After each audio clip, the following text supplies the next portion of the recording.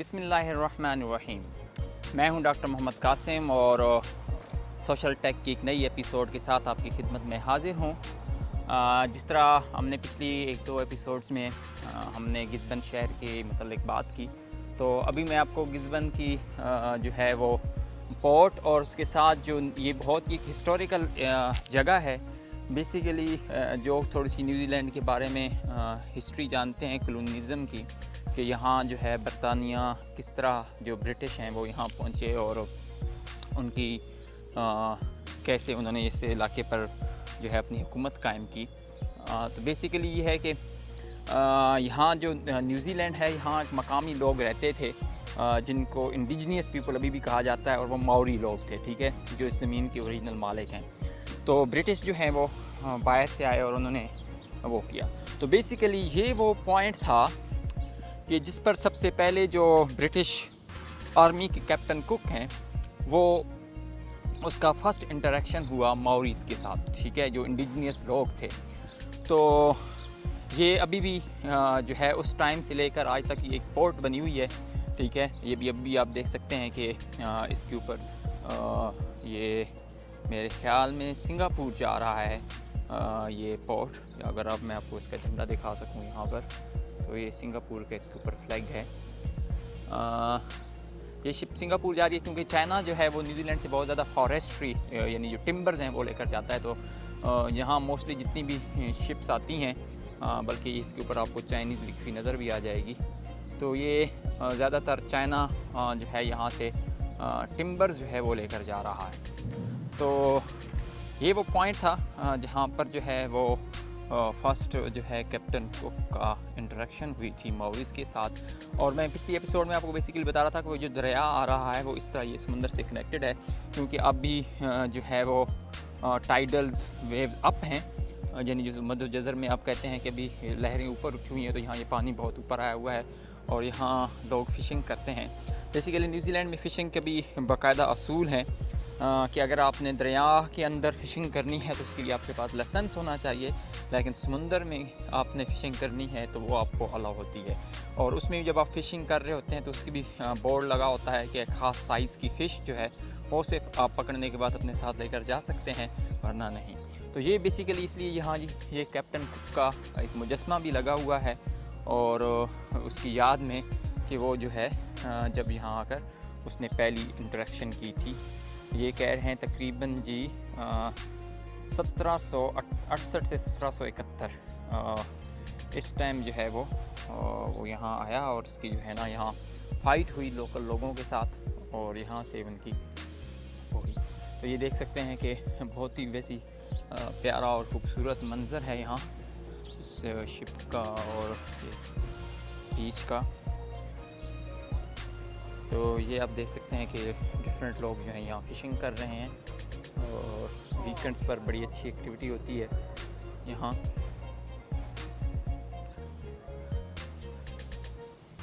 आगे भी वो डिफरेंट लोग बैठे हुए हैं। मेन आप जगह जगह देखेंगे कि देखें ये छोटा सा शहर है और इतनी ज़्यादा आबादी भी नहीं है, लेकिन गवर्नमेंट ने यहाँ भी फैसिलिटीज़ को बड़ा प्यारा और अच्छा मेंटेन किया हुआ है, और क्लीनिंग उसकी बड़ी अच्छी है, और ताकि लोग अपनी फैमिली बच्चों के साथ आते हैं यहाँ वॉक्स करने के लिए। बेसिकली ये ट्री बड़ा खूबसूरत है, बहुत ही पुराना किस्म का।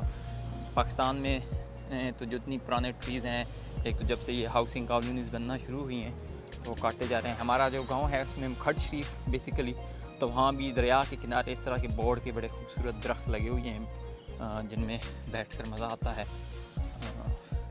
और ये बेसिकली साथ ही जो है ये पुराना रेलवे स्टेशन खड़ा है, और ये अभी तक बिल्कुल फंक्शनल है। और मज़े की बात ये है कि हम अभी अगली किसी एपिसोड में आपको दिखाएंगे कि यहाँ जो स्टीम इंजन्स हैं जो पुराने ज़माने के होते थे वो भी बिल्कुल इसी तरह हैं।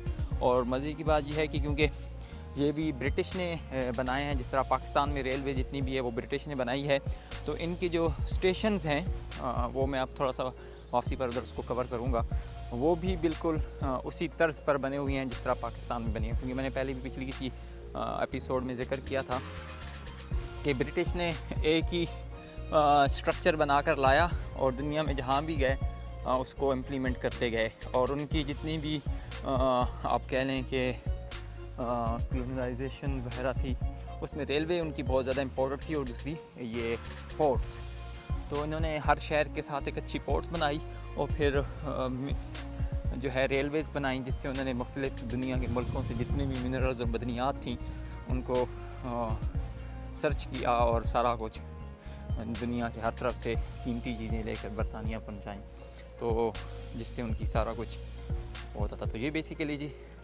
यहाँ भी लोग बड़ी वो फिशिंग कर रहे हैं, बहुत अच्छा पॉइंट है यहाँ।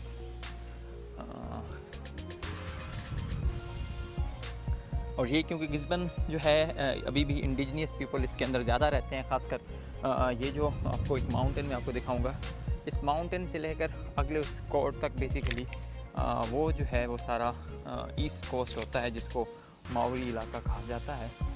और इसलिए यहाँ आपको न्यूजीलैंड की वैसी भी जो लैंग्वेजेस हैं, मोबाइल लैंग्वेज है, यहाँ माओरी लैंग्वेज भी होती है और इंग्लिश भी, लेकिन इस गिस्बन शहर में आपको बहुत ज़्यादा कोई माओरी जो है डिफरेंट नेम मिलेंगे।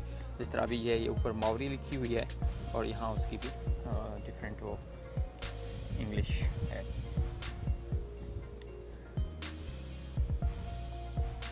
तो ये वो बेसिकली क्लिफ है जहाँ से वो उनका वो एरिया स्टार्ट होता है। ये खूबसूरत जी बीच, ये क्योंकि अभी पिछले दिनों में पाकिस्तान में जिस तरह फ्लड आए हुई हैं, तो यहाँ भी बहुत ज़्यादा बारिशें और फ्लड्स थी, तो उस वजह से बहुत ज़्यादा जितनी भी सामने मैंने बताया था फॉरेस्ट्री का बिज़नेस है, दरख्त वगैरह काटते हैं तो वो बहुत ज़्यादा दरख्त फिर समुंदर के पानी के साथ यहाँ आ जाते हैं। तो यहाँ आप आकर बैठें और सुकून से जो है ना वेव्स को एंजॉय करें तो बड़ा मज़ा आता है।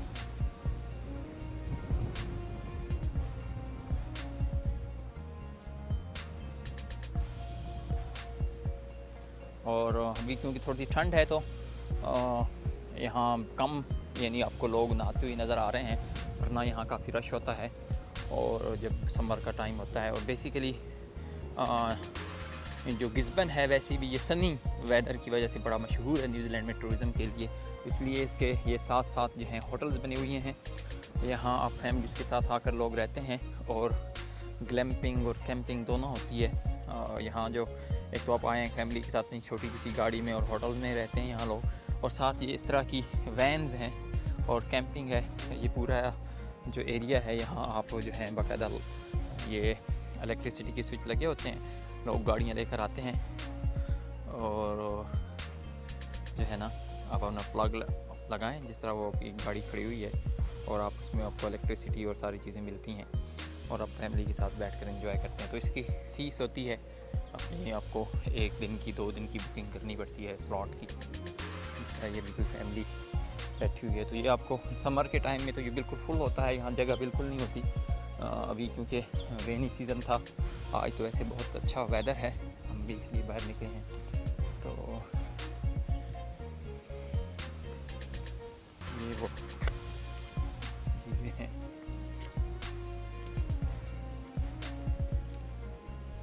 मैं थोड़ा सा आपको रेलवे स्टेशन दिखाना चाहता हूँ, तो मैं इधर से शॉर्टकट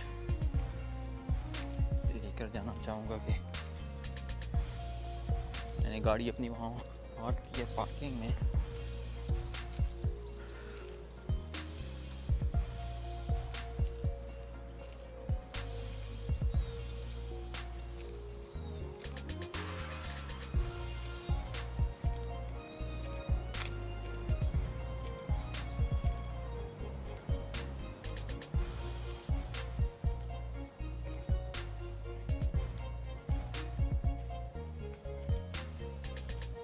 ये मैं जो आपको बता रहा था कि रेलवे स्टेशन अभी जो है वो मेंटेन है और इस पर जो ट्रैक है उस पर अभी भी जो है वो गाड़ियाँ आती हैं।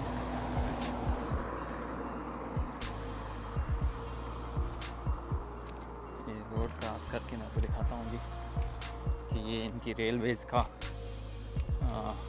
जो है स्टेशन के बेसिकली स्ट्रक्चर दिखाना चाह रहा हूँ। फिर किसी दिन आएंगे जब वो स्टीम इंजन यहाँ ऑन होगा। अभी सिर्फ आपको दिखाते हैं कि किस तरह ब्रिटिश ने हर जगह ये बेसिकली आपको जो है ना जी स्टेशन नज़र आएगा। ये किसी आप लोगों ने उधर अटक या दिल्ली की कोई रेलवे स्टेशन देखे होंगे गोलड़ा उसके, तो वो सेम ही ओल्ड स्ट्रक्चर है। और मेन ये है कि हमारे पास तो वो बिल्कुल गिरते जा रहे हैं मकान, लेकिन इन्होंने इसको अभी तक वेल मेंटेन रखा हुआ है, ठीक है। और पट्टी भी किसी ने नहीं उखाड़ी। हालांकि यहाँ कोई ट्रेन यूज़ नहीं होती, लेकिन इन्होंने फिर भी इसको सिर्फ मेंटेन रखा हुआ है टूरिज़म पर्पज़ के लिए। और उसमें और यहाँ जो है इनके पास वो जो सामने सिटी वेंटेज हॉल जिसके ऊपर लिखा हुआ है, थोड़ा सा जूम करके दिखाऊँ तो बेसिकली इसके अंदर वो इंजन स्टीम इंजन अभी भी मौजूद हैं, जिसको वो कभी कभी ये रन करते हैं तो वो टूरिज़म के लिए, क्योंकि अभी कोविड की वजह से टूरिज़म पूरी दुनिया में अफेक्टेड हुई है तो वो एक्टिविटी नहीं हो रही। लेकिन जब ओपन हो जाएगी, अभी बॉर्डर ओपन हुए हैं, जब टूरिस्ट वगैरह आएंगे तो फिर हाँ मेरे ख्याल में सैटरडे संडे को सुबह 10 बजे वो 10-15 मिनट के लिए वो उसको स्टीम इंजन को यहाँ से आगे किसी स्टेशन तक ड्राइव करके लेकर जाते हैं और फिर ये वापस लेकर आते हैं।